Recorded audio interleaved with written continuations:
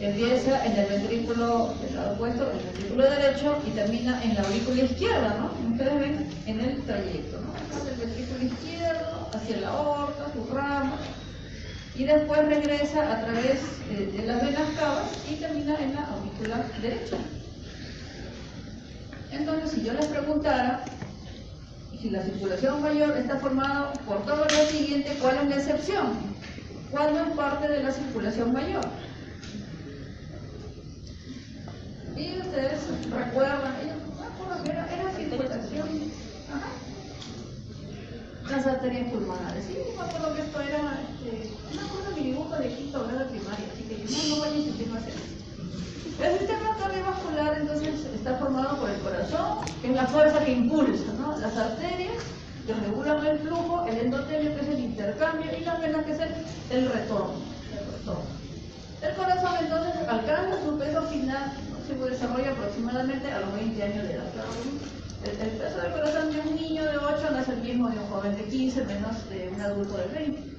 En el hombre es más o menos el 0.45 del peso del cuerpo, que hace un promedio así de 300 gramos, y de 250 gramos en la mujer. Varía un poquito según el edad, el talla y el peso corporal, ¿no? El peso corporal. Pero por ahí lo van a ver unas referencias en su libro. Primero el pericardio. ¿Ustedes ya han llevado esto en anatomía? ¿Lo van a llevar ahora? ¿Sí? ¿No? Ahí está, entonces le preguntan a su profesor cómo se llama la zona donde se encuentra el corazón.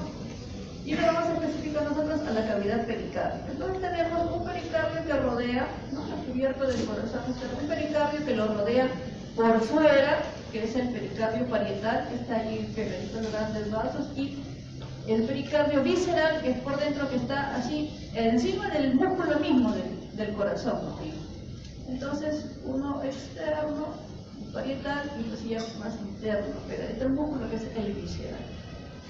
Entonces, estas dos capas se reflejan, ¿no? Se reflejan en los llamados recesos cardíacos, que son los accesos vasculares para los cirujanos cardiovasculares, ¿no? Si tienen suerte de alguno de ustedes que sea cirujano cardiovascular, le pregunta dónde está el receso cardíaco, ¿no? Por dónde se reflejan las membranas pericárdicas. Y entre ambas membranas entonces se encuentra el espacio pericárdico, que es donde hay un líquido seroso que facilita el movimiento del corazón. No debe que el corazón se mueve. Es más o menos este volumen, porque si llega a ser un volumen mayor a 250 mililitros ocurre el llamado taponamiento cardíaco, ¿no? El taponamiento cardíaco puede ser súbito, por ejemplo les cayó un balazo, bueno ya súbito, o puede ser una cosa crónica, ¿no? Por ejemplo, una pericarditis tuberculosa que poco a poco aumenta la cantidad de líquido sudado hasta que el corazón ya no tiene más espacio donde moverse y ocurre el disparo. Acá les he colocado, esto significa ruptura por un infarto de miocardio, ¿no? Eso lo vamos a dejar después, vamos a retomar ese tema. Entonces tiene en la parte que está hacia afuera el pericardio parietal, que tiene un tejido conectivo laxo, un tejido conectivo denso, y más grueso, más duro, y finalmente tapadito en contacto con este líquido seroso, el que tiene un mesotelio, y planito, una capa celular plana. Y hacia el otro lado, pegados al músculo mismo, el pericardio visceral, también llamado epicardio, con un tejido conectivo laxo, y también su capita de mesotelio, ¿no? Mesotelio, su pericardio. Entonces tiene las estructuras que cubren el pericardio fibroso parietal, formado por tejido conectivo laxo, denso, el mesotelio descrito. Aquí a veces se encuentran heterotopias, ¿no? Heterotopias del tejido tiroideo o de timo, que es importante, sobre todo para los cirujanos, evaluar si ha habido alguna metástasis de una neoplasia tiroidea bien diferenciada, o si tienen que examinar el timo por algún motivo. Se evalúa el grosor de este pericardio parietal, se puede observar en tomografía o en resonancias, y su grosor es más o menos de unos 2 milímetros. El epicardio, pericardio seroso, es más delgado todavía, rodea directamente al músculo del corazón, su mesotelio. Entonces acá este mesotelio es una capa única, ¿no? Es una capa simple de células epiteliales planas, que se le llama también en conjunto mesotelio, y a cada una de ellas células mesoteliales. Además tiene un poco de tejido adiposo, también tiene fibras elásticas, tiene arterias, venas coronarias corren por este pericardio seroso o visceral, también tiene fibroblastos, macrófagos y linfocitos, también filetes nerviosos. Entonces este pericardio va a dar también, puede aumentar de grosor, por ejemplo, si aumenta este tejido que es bastante popular, ¿no? El tejido adiposo, contribuyendo a que disminuya el espacio libre disponible para movimiento en el espacio pericárdico, ¿no? Y también se habla que el tejido adiposo tiene influencias para que no haya un buen trabajo de conducción en el miocardio. Entonces, no es solamente que uno se ve feo cuando está gordito, sino también tiene esas alteraciones funcionales en órganos tan importantes como el corazón. Entonces acá tenemos una capa de células planas, ¿sí?, de células mesoteliales y un poco de tejido conectivo. Acá podemos acá. En una zona de pericardio más gruesa también tiene arterias coronarias que corren en ella, filetes nerviosos, células sueltas por ahí, ¿no? Fibroblastos, linfocitos, y etc. ¿Qué es lo que le da estructura, ¿no? Lo que le sirve como el andamiaje del corazón es el esqueleto cardíaco. El esqueleto cardíaco no es cartílago, no es hueso, como puede ser en algunos animales, pero en el humano no. En el humano no.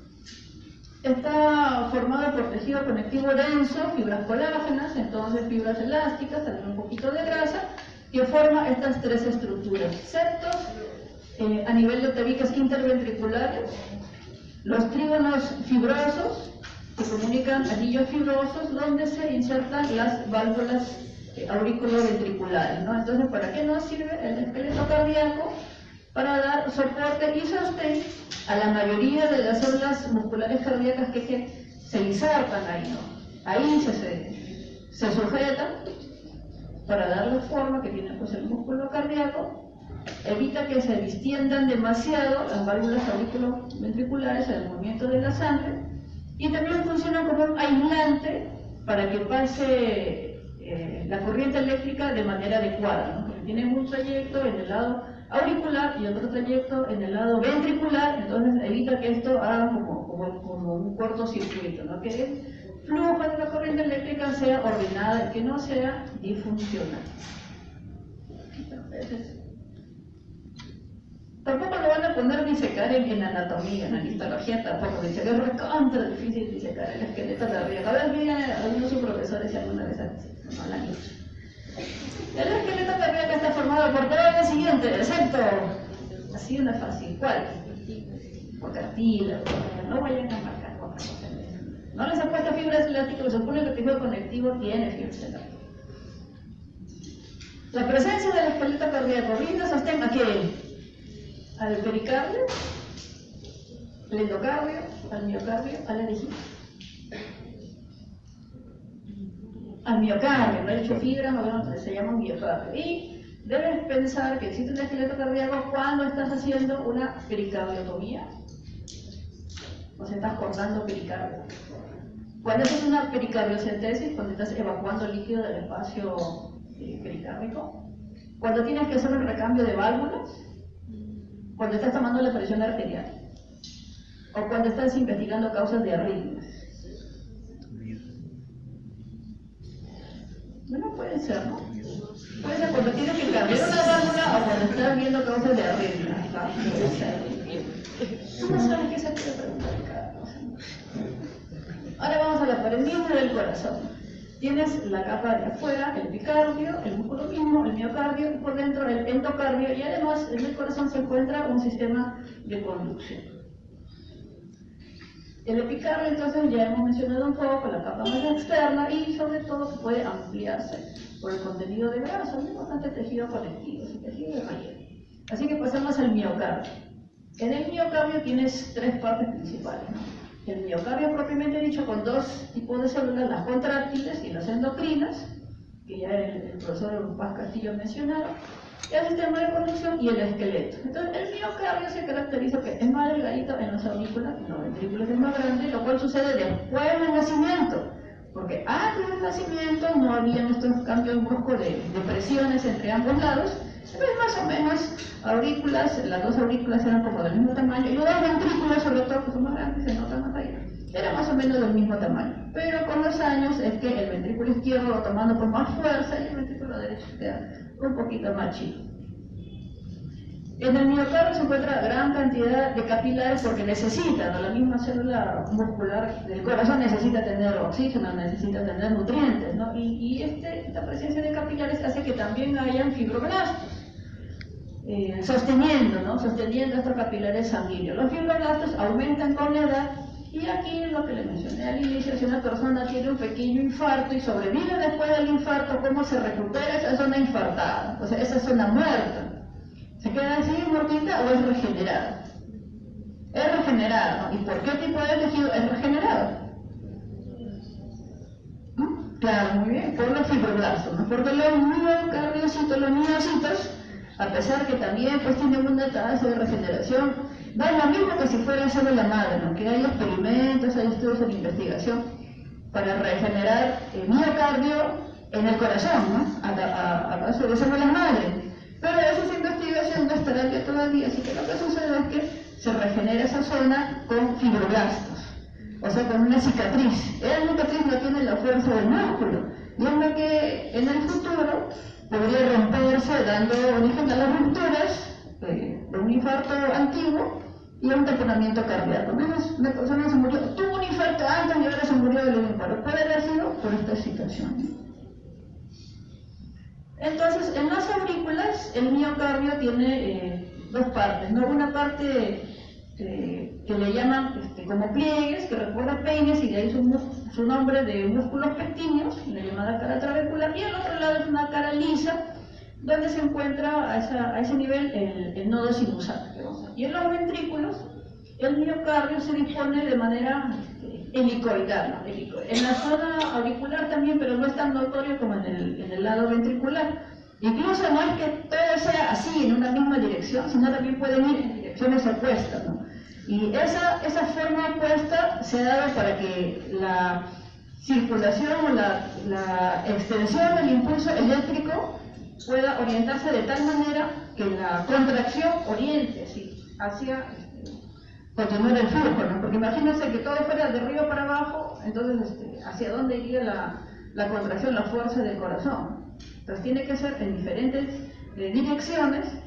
La disposición en helicoide no es así nada más, sino unas van de arriba hacia abajo, otras van de abajo hacia arriba, para que puedan hacer ese juego de la contracción. Es importante la disposición helicoidal del miocardio.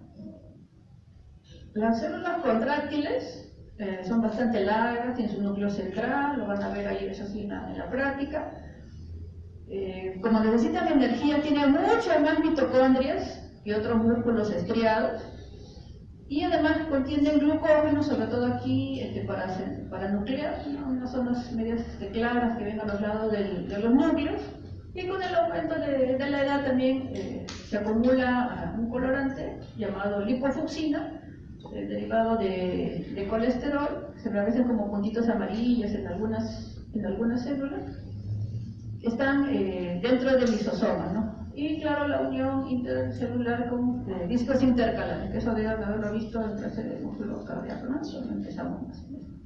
Y las células especializadas del miocardio, que son las endocrinas, que se encuentran a nivel de aurículas y en el septo interventricular, que son las que producen los péptidos natriuréticos, que como su nombre lo dice, cuando el corazón tiene sus paredes más dilatadas, quiere decir que está aumentando la presión, está aumentando el volumen intravascular, entonces sale este péptido para que induzca la orina de sodio, de sal, natriuréticos, y así baje el volumen sanguíneo y ya baja la presión.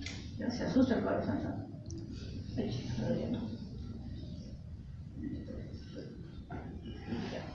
Y de origen muscular, a nivel del subendocardio, células que son generadoras y conductoras del impulso eléctrico, ¿no? Para la contracción, que son las células de los nodos y son las fibras de Purkinje que les había mencionado. Estas sí son de origen muscular, los anteriores son de origen endógeno. Acá tenemos el disco intercalar. Las células de los nodos que originan e impulsan la electricidad por la contracción, y la fibra de Purkinje, que a través de ese disco intercalar va a distribuir la corriente a través de las uniones GAP, que es una parte del disco intercalar, y los desmosomas, que son pues estos engrajes firmes para mantener la integridad del músculo, ¿no? Para mantener este tejido con un movimiento tan brusco. El sistema de conducción empieza en los nodos, en el nodo sinusal, a nivel de la unión de la vena cava superior y la aurícula derecha. Es una masita muy pequeñita que no vamos a poder verlo. También son de origen muscular, pero más pequeñas que las células musculares contráctiles. Sinciciales quiere decir que no se ve la diferencia entre sus membranas celulares, están como un montoncito de núcleos, y que inician el impulso eléctrico, de ahí reciben su nombre del marcapaso, el marcapaso del corazón. El nodo auriculoventricular en la parte inferior del septum interauricular, de forma parecida, y también tienen un cierto retraso, ¿no? Un cierto retraso del primero al siguiente, por eso el ritmo sinusal, el ritmo de las aurículas va a ser un poco diferente al ritmo de los ventrículos, ¿no? Entonces lo van a desarrollar más sencillo. Después el haz de His, después del nodo auriculoventricular, atraviesa a través del esqueleto hacia el subendocardio, y de ahí entra en contacto con las células miocárdicas propiamente, ¿no? Y finalmente las fibras de Purkinje, que estas sí vamos a poder verlas porque son más grandes que las anteriores, ¿no? Son más pálidas, se ubican en unos montoncitos, unos grupos a nivel del subendocardio, y terminan como las anteriores asociándose, ¿no?, a las fibras musculares contráctiles. Entonces tenemos en la base del septum interauricular, de ahí hay un agujerito que le hace el esqueleto cardíaco para que vaya pasando las fibras, y después se distribuye a través del septo interventricular y finalmente en las fibras de Purkinje a nivel del espacio subendocárdico, ¿no? Un poquito por debajo del endocardio, por ahí va a pasar. Entonces tienen a las fibras de Purkinje ahí en la parte de la capa interna del corazón, en el endocardio. Acá ha salido con un poquito más de esqueleto cardíaco.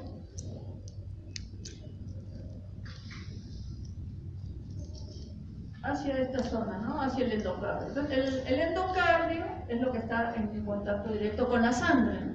Está cubierto por eso por un endotelio, que es una capa también de células planas, y se nota como sale el núcleo casi hacia la luz, parecido al mesotelio, ¿no?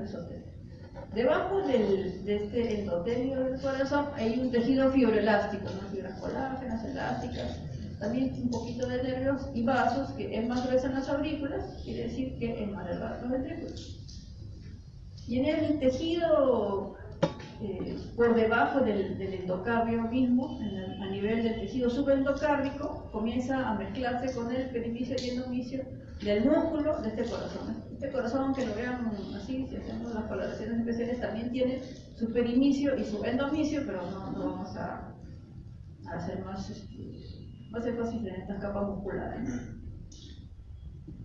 Y de este endocardio van a salir las válvulas cardíacas, las válvulas auriculoventriculares, las cuerdas y las cuerdas tendinias, ¿no?, que estas básicamente son tejido conectivo denso del centro y a los lados recubiertos por endotelio. Esas son derivaciones del endocardio. Entonces tenemos como una prolongación de este endocardio, tenemos las válvulas auriculoventriculares, y de ellas derivan las cuerdas tendinias que se unen hacia los músculos papilares, ¿no?, hacia los músculos papilares. Esto sí lo podemos ver en la práctica, como una lengüita, ¿no?, hacia el lado interno del corazón. Cuando veas su lámina, eso es bastante práctico porque donde está la válvula es el lado de adentro del corazón, o sea, eso deriva del endocardio. Quiere decir que lo que está al otro lado es el afuera del corazón, o sea que allá está el epicardio. A veces es difícil ver el epicardio porque como tiene grasa y la grasa no colorea bien en hematoxilina, es medio blanquito, ¿sabes? Entonces fíjense también en qué parte del corazón están. Si están arriba de la válvula, la pared más delgada, eso corresponde a la aurícula. Si están abajo de la válvula, va a corresponder a la ventricular más grueso.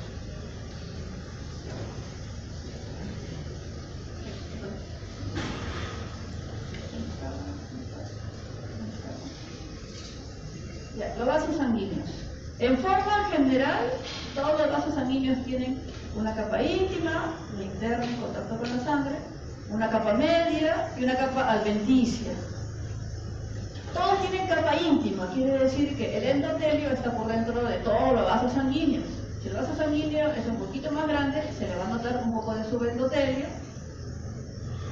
Y también la lámina limitante elástica interna, por ley, está formada por, como su nombre lo dice, por fibras elásticas. Entonces en un vaso pequeñito, en un capilar no se va a notar, pero sí en las arterias musculares y en las arteriolas vamos a lograr ver una limitante elástica interna. La capa media principalmente por músculo liso en disposición concéntrica. Claro que también tiene fibroblastos, ¿no? Son fibras elásticas, fibras colágenas, principalmente de tipo colágeno 3, y proteoglucanos, que son pues la matriz que está dándole el sostén a esta estructura. En las arterias más grandes se podría ver una limitante elástica externa, pero no vamos a insistir en esto porque no vamos a ver arterias tan grandes en la práctica. Y a nivel de vénulas, postcapilares y en los capilares ya no hay solamente células de músculo liso, sino también otras células llamadas pericitos. ¿Ustedes conocen los pericitos? ¿Sí? ¿No? ¿Han escuchado los pericitos? Sí, ya. Entonces, a ese nivel, en vénulas postcapilares y capilares, la capa media también contiene pericio. Y la capa adventicia es tejido conectivo, nada más, ¿no? Como de soporte, de nutrición. En los vasos más grandes, en la capa adventicia, pasa su propio nervio y su propio vaso, que le brinda servicio a este vaso, ¿no? Su inervación y su irrigación. Por eso viene de su nombre, ¿no? El nervo vasorum, que es el vaso del nervio, y el vaso vasorum, que es el vaso del vaso, ¿no? En las venas es más grande, más abundante, incluso contiene fibras de músculo liso. Y en las arterias es más pequeñas, y sobre todo cuando la arteria ya no tiene nombre propio, ¿no? Cuando ya la arteria está más pequeñita, se funde, se confunde, ¿no? Se mezcla con el tejido conectivo que está alrededor de esa arteria. Entonces ya no se puede diferenciar en la adventicia de esa pequeña arteria con la adventicia tejido de relleno en el órgano o lugar donde se encuentra. Entonces tenemos primero, tal vez el más importante componente de este sistema vascular, a las células endoteliales. Las células endoteliales lo recubren por completo por dentro. Y están unidas entre sí por uniones llamadas células oclusivas, porque pueden variar en su permeabilidad según de cuál vaso se trate, ¿no? Tienen varias funciones que yo no les quiero dar más detalle, porque eso definitivamente tiene que ver más en fisiología. Pero sí diremos que se piensa que la difusión de células endoteliales son las principales causantes de la mayoría de enfermedades cardiovasculares, ¿no? Como la hipertensión arterial o la aterosclerosis, ¿no? No es tanto del músculo, sino por difusión de la cubierta externa del endotelio es que va a afectar a la pared del vaso, ¿no? De la arteria, sobre todo en calcificaciones o con depósito de colesterol. Las funciones son bastante amplias, ¿no? Ahí tal vez, como la próxima clase de sangre, nos interesa esta función antitrombogénica, ¿no? Que no se ponga trombo, porque al recubrir el vaso por dentro impide que las proteínas que forman los coágulos sanguíneos entren en contacto con el colágeno, ¿no? de su subendotelio. Porque al entrar en contacto con el colágeno, cuando hay alguna lesión de este endotelio, es que comienzan a formarse los coágulos, ¿no? Pueden dar origen a trombosis o formación de coágulos que estén en circulación también, ¿no? Émbolos. ¿Cómo se clasifican las arterias, ¿no? Elásticas, musculares y las más pequeñas arteriolas. Vamos a ver las más grandes, las elásticas o de conducción. Son las más grandes, la que vamos a ver en la práctica es la aorta, pero también corresponde a otras como la carótida, subclavia, etc. Esta presencia predominante de fibras elásticas en su pared, que le da el nombre, permite que absorban la fuerza de la presión sistólica, ¿no? De la contracción del corazón, y mantenerla durante la diástole, para que no colapse el vaso. En el endotelio de este tipo de vasos encontramos un poquito de tejido conectivo laxo, la limitante elástica interna y los llamados cuerpos de Weber y Palette, que contienen al factor de von Willebrand para la coagulación. Me dicen que es relativamente frecuente la deficiencia del factor de von Willebrand, no es tan grave, pero sí, se encuentra acá en las arterias elásticas y en las musculares también. Ahora, como la arteria elástica contiene en su pared media predominio de fibras elásticas, no se diferencia muy bien la limitante elástica interna, no la vamos a ver bien porque se confunde con la demás, así como tampoco la limitante elástica externa. Y en solventicia, como es un vaso grande, tiene sus propios vasos, sus propios linfáticos y sus propios nervios. Las musculares, de diámetro un poco más pequeño, generalmente van en grupo, ¿no? Van en manchita, baja con su amiga la vena, con su nervio, también con su linfático, y generalmente tienen nombre propio, ¿no? Tienen nombre propio.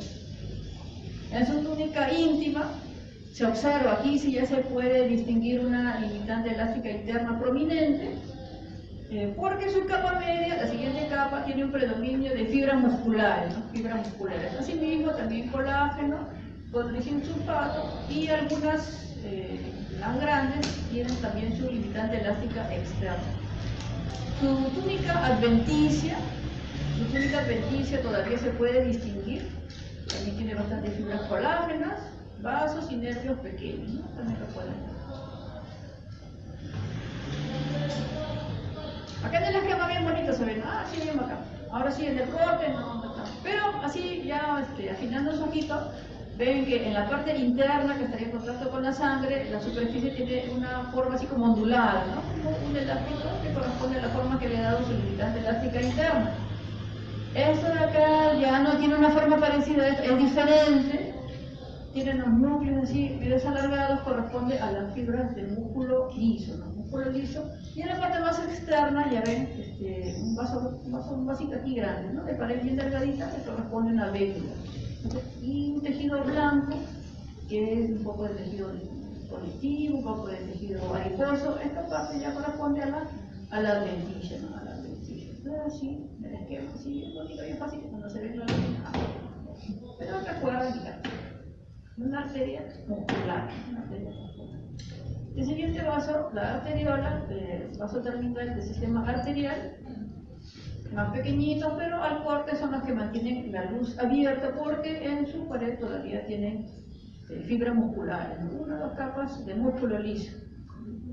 Aquí ya definitivamente no hay subendotelio. Si la arteriola es un poco grande, todavía le pueden encontrar su limitante elástica interna, una filita de fibras así como ondulantes por debajo de su endotelio. Y la adventicia ya es muy pequeñita y se mezcla con lo que está alrededor, ¿no? Tiene un tejido corrido de fibras colágenas, fibras elásticas y fibroblastos. No tiene su propio nervio, menos su propia arteria que le dé irrigación. Ella es alita. Bueno, acá está un poco gruesa, más parece una arteria pequeña, pero se distingue, ¿no? La limitante elástica interna. Fibras musculares cuando hay un poco más de 2 o 3. Y acá en su promoción, la vénula. Pero esta no conserva su forma concéntrica, ya está pues más colapsada, no tiene esta fuerza para mantenerse. Entonces esta sí al corte es la que se puede cerrar. Pero su luz es más grande que la luz de la arteriola que le corresponde. Su adventicia ya está mezclada con el tejido conectivo alrededor, no se puede decir hasta dónde va la adventicia de cada vaso. Por ahí va acompañado con filetes nerviosos y linfáticos nerviosos. Metaarteriolas, las que llevan sangre a los lechos capilares. Su capa muscular lisa ya no es pues completa, no está discontinua. Y más o menos se va confundiendo esta capa de músculo liso con el endotelio del capilar, formando lo que se llama el esfínter, ¿no? Un esfínter, ¿para qué? Para regular el trayecto de esta red capilar. Antes de salir de las arterias, he querido dar una miradita a los receptores arteriales, ¿no? Ustedes como médicos ya tienen que ir un poquito más allá. Repasar que existen los llamados cuerpos carotídeos y el seno carotídeo. Los cuerpos carotídeos son tipo quimioreceptores, son receptores de cambios químicos dentro de la sangre. Están formadas por unas células llamadas células G, células Schiff, también le llaman células glómicas, no confundir con el glomus que vamos a ver después, derivadas de células paraganglionares de la cresta neural que se encuentran a este nivel de bifurcación de la carótida común y que detectan la disminución de la presión del oxígeno en la sangre, el aumento de la presión del CO2 en la sangre y en conclusión la acidez, ¿no? Que está disminuyendo el pH, que la sangre se está haciendo más ácida, entonces este quimio receptor lo detecta. ¿Y qué es lo que va a hacer? El seno carotidio es un vasoreceptor, también llamado presoreceptor, capta cambios en la presión que está pasando por esa sangre. Y no es propiamente un grupo de células, sino una dilatación al nivel de la carótida interna, donde llegan terminaciones nerviosas del noveno par. Cuando este seno se dilata, entonces hay como una presión a nivel de estas terminaciones e informa directamente al sistema nervioso central que está aumentando la presión y hace que disminuya la presión arterial, lo cual es la base para ese famoso masaje del seno carotidio. Cuando la presión está muy alta, a veces dicen, hay que masajearla para que le baje la presión. Pero este es un mecanismo un poco brusco, ¿no? Que se está induciendo, lo que hace que la persona pueda desmayarse. Tiene que ver entonces cuál es el contexto de esta persona. Si es una persona hipertensa de mucho tiempo, quiere decir que su cerebro se ha acostumbrado a estar siempre sobre 200 de presión sistólica, y si así en un control, esa siempre está normal, un control le ven 220, no puede hacer masaje, zoom al suelo, y su cerebro se queda sin circulación porque está acostumbrado a siempre estar en 180, 200, ¿no? Entonces hay que ver también que no se puede hacer espontáneamente el famoso masaje de seno carotidio. Entonces acá tenemos las terminaciones. El cuerpo carotidio, como muy chiquitito, más o menos 3 milímetros por 6 milímetros, que recibe inervaciones del noveno par, ¿no? Y al otro lado, la dilatación de la carótida interna, formando esto de acá, el seno carotidio, una dilatación, lo que va con un adelgazamiento de la pared, ¿no? De la pared media, sobre todo, de la carótida interna, y aquí están también llegando terminaciones del noveno par. Esto aquí está el examen, ¿no? Pero solamente es para la ubicación. Ahora, también porque esto es importante porque en nuestro país tenemos grandes alturas, ¿no? Tenemos Andes. Y estas estructuras están muy relacionadas con la presión del oxígeno en el ambiente, porque responden a presiones de oxígeno en la sangre. Lo que da lugar a que en nuestro país no sean extraños la presencia de tumores del cuerpo carotidio, tanto en humanos como en animales. En animales de altura pueden encontrar este tipo de estudios en revistas veterinarias. Ahora sí, el vaso más chiquito, el capilar sanguíneo, ¿no? Es un tubito formado solamente por 1 hasta 3 células endoteliales, lo que le da un diámetro de 4 hasta 10 micras, un largo pequeñito. Comunicaciones entre las células endoteliales que lo forman son células oclusivas de permeabilidad variable, y en su base tienen el apoyo de fibras de lemina y limetina, que podrían estar en fibras musculares, pero las cadenas de fibras musculares solamente en la célula endotelial. Ahora, si recuerdan este diámetro, en la próxima semana, cuando veamos sangre, el hematíe mide en promedio 7 micras. La trombomiche va a pasar por un tubo que mide 4 micras. Pero el hematíe tiene que tener la capacidad de doblarse, ¿no? De ser flexible, porque así es un capilar, así termina la vía arterial. Alrededor del capilar y en la siguiente estructura, que es la péndula postcapilar, aparecen otras células llamadas pericitos, ¿no? Estos pericitos son de tejido conectivo, pero también tienen capacidad contráctil, o sea, también comparten características de una fibra muscular. Incluso funden, se unen en la lámina basal con las células endoteliales, y en caso necesario, como si hubiera una lesión, un corte, una herida, una inflamación, pueden regenerar la estructura diferenciándose, convirtiéndose en fibra muscular lisa o incluso en célula endotelial, ¿no? Una capacidad bastante admirable el pericito para reponer, ¿no? Para reparar esta estructura. Entonces, ¿dónde tenemos acá? El pericito que llega migrando desde la cresta neural, ¿no? Desde la cresta neural. Aquí está entonces el endotelio formando el capilar sanguíneo y el pericito que le brinda apoyo, ¿no? Los capilares se pueden clasificar en continuos, en fenestrados y en sinusoides. Los continuos no permiten que pase nada. Están en estructuras que deben estar muy aisladas y limpias, como el sistema nervioso central, músculos y los pulmones. No tienen poros sobre todo, solamente permite que pasen metabolitos pequeños que sean solubles ahí en la sangre, gases y electrolitos. Y por eso se apoyan en el uso de transportadores o el sistema de pinocitosis. Son uniones oclusivas bastante limitantes al paso de otra cosa que no sea sangre, nada más. Pero pasan gases, electrolitos. Sí, misma frontera con Venezuela, así está por ejemplo. Después vienen los capilares fenestrados. Los capilares fenestrados sí permiten que pase un poco más, ¿no? Un poco de volumen de fluidos, electrolitos a través de poros.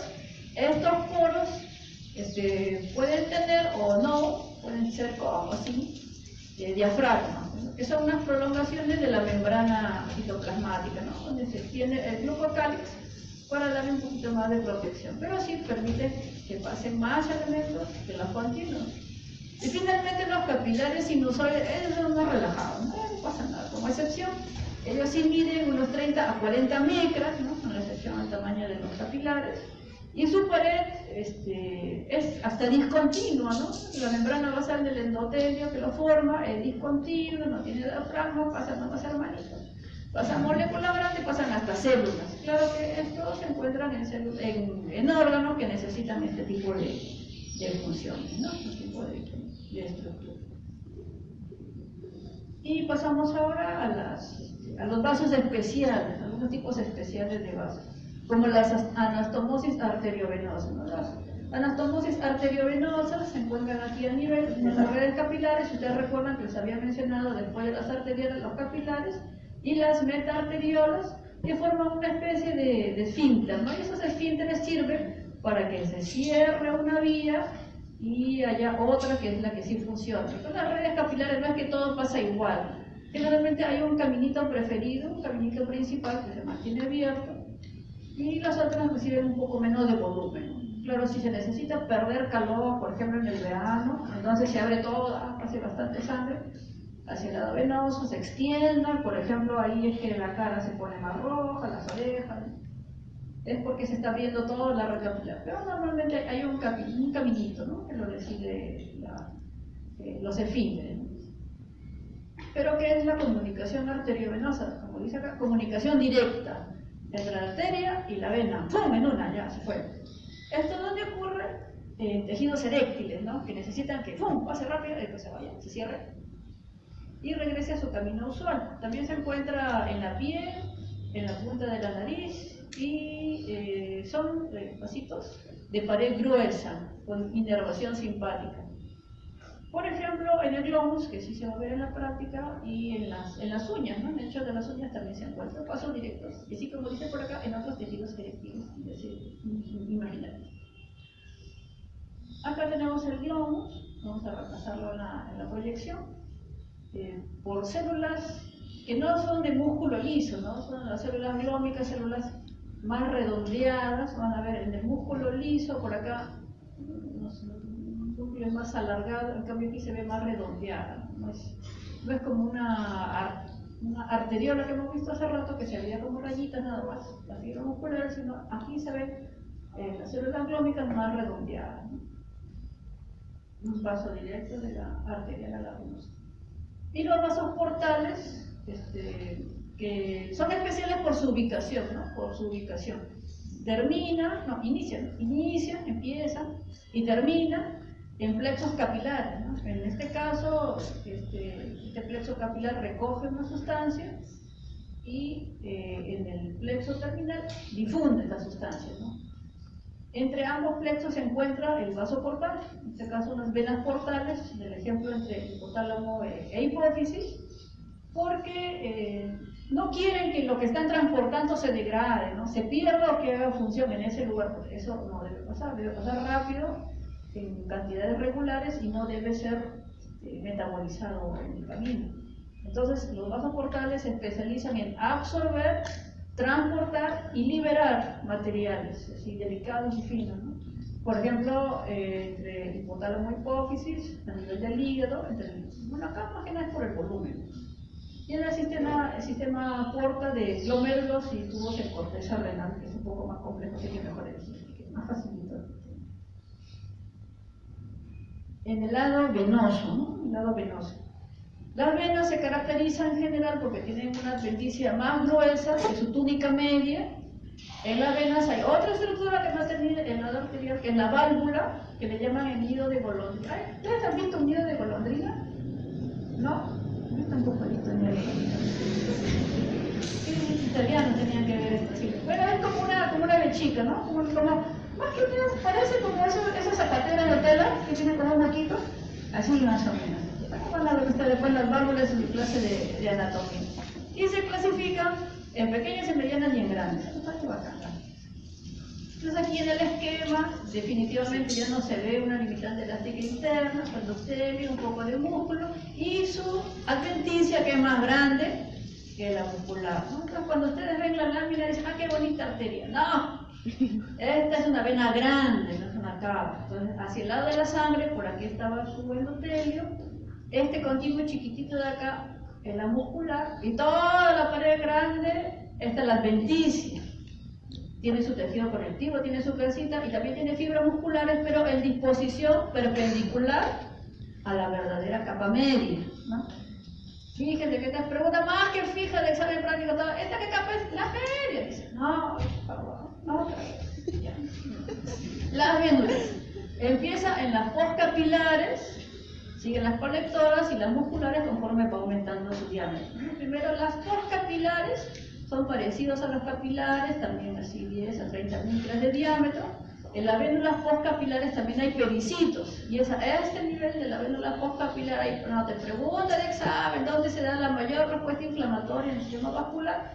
Se da en las vénulas postcapilares, porque aquí permite la salida de mastocitos, leucocitos, plasma en situaciones inflamatorias, ¿no? Ya sea heridas, cortes, bacterias, lo que sea.